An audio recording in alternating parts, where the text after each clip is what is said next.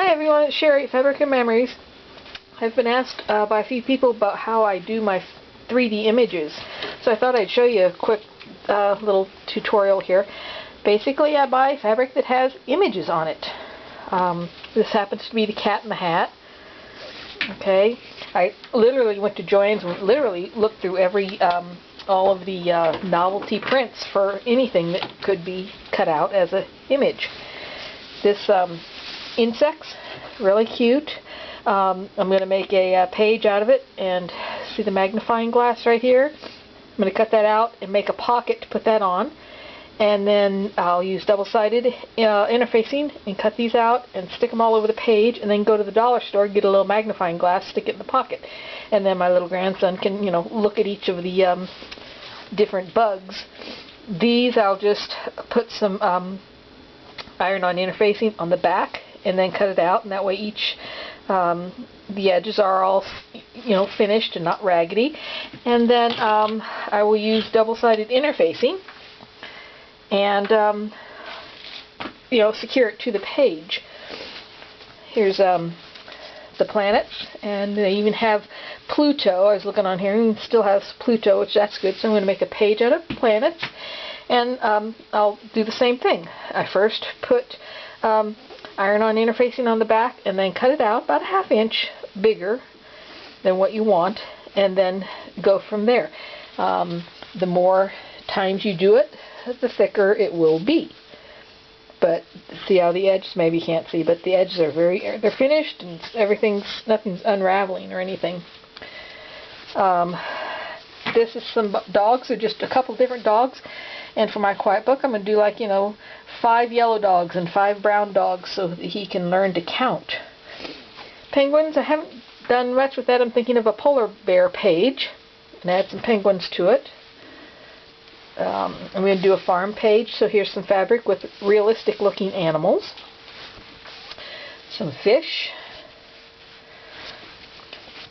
Little alien creatures. Now I already have one page done with these. If I can find it here. Hold on. There it is right there. And these are different ones that I already have, but I just did that same thing with the interfacing. These are buttonhole stitches, the biggest buttonhole my machine will make, and you can stick it in there. It's like this is the moon or the planet where they all are. Here's a little pocket for this one. And then he can play with those, and it's also a color match game. The red alien goes in the red spaceship, and the yellow alien goes in the yellow spaceship. Things like that. And this is another set of them, so I don't know what I'm going to do, but they're pretty cute little alien guys. Some, construction trucks, little dogs. I did this one on a memory page. This is a memory page, and I would just cut them out. I don't know where that particular dog is. There he is. And then they're over here also. And it's a memory game. There he is. So he would hopefully, let me put them all back here so you can see what I'm talking about. Turn down, and then he would come over here to find this one. And they're just double-sided applique to the page. This is the African animals. I'm going to make some kind of an African theme. Not African, but a safari. And you can see I've secured it to some black fabric, and then you just cut them out however you want. Space, it's upside down, but a spaceman. I'm going to use this on the page with the planets. And this is, whoops, here it is. Some airplanes are upside down again, but cut them out. Here's how I keep my stash right over there. And you can see here's all different kinds of image fabrics. And I can go through and find what I want. Another thing I mentioned is finding real fabric. This is real fabric by the yard, but look, it's realistic looking clouds. You can turn it the right way, so you can put like this on the top half of the page for if you're making an outdoor scene for the clouds. And then this looks like rocks. So I've used this to make rocks and make caves. If you've seen my dinosaur dig page in my quiet book, this is what I made, the cave, or the whole cave where the dinosaur is. And while I'm thinking about that, you can go online and print. Here's how I made that dinosaur puzzle. It was a coloring book page. Well, not a coloring book, but an activity page. You print it out, and then you're supposed to cut it out and glue it together. Well, I printed it out on fabric paper, and then cut him out and put him in his page so he can build the dinosaur. And if you want water, this is some fabric that looks like ocean waves or water. I think that's upside down a little bit, yeah. And you can see on this one how I used it as a pond. Here's the ducks in the pond, and they use that water.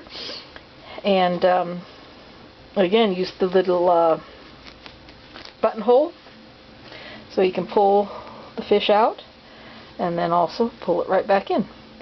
And another thing I do is I find, I don't know where that fabric went, but some fabric that has a bunch of flowers on it. Oh, here it is. This is just a fat quarter I got. And I picked out the color of flower I wanted to go with the theme, and I just cut it out, did the interfacing on the back, and secured it. And then actually I did just glue this a little because this is also entertaining and learning, so he can look behind the flower to find the little duck, find another one up here. These are velcros that he can put them down to, go into the water. And then here's another little one that he can find, the little duck up there. And then all of these, you can pull them out, and you pull them down in there like that. Really cute, something fun and active for him to do. But there's the nice water. Another thing was, this is just fabric. I folded it in half, put double-sided interfacing on it, and then just freehand cut the slots here, or slashes, whatever you call them, to make grass.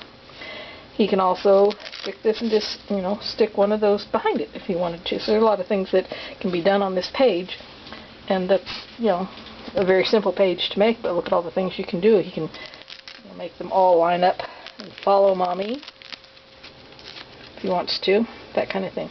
So I just thought I'd share a couple of things with you that I've done that way, and give you some ideas, and hope you can enjoy doing it just out of oh, I thought that was, here's another fabric that I buy by the yard. It's constellations. I don't know if you can see it or not, but it does have sparkle in it, actual glitter sparkle in it. So you can use this as the sky of your page. I did it and then cut out, like here's the Big Dipper.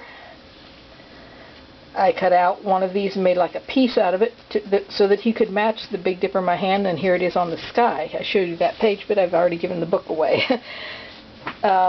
So that's how I do that. And here's another good piece that I've used a lot of these little characters on. There. So a lot of things that you can do with image, that's what I call it, image fabric. And as you see, I've got quite the stash of it, but got ideas for everything. So head on out to the fabric store and pick up some image fabrics for your pages. Hope you enjoy, got some good ideas. Thanks for watching, and check out my blog at fabricandmemories.blogspot.com if you're interested in more. Thanks. Bye.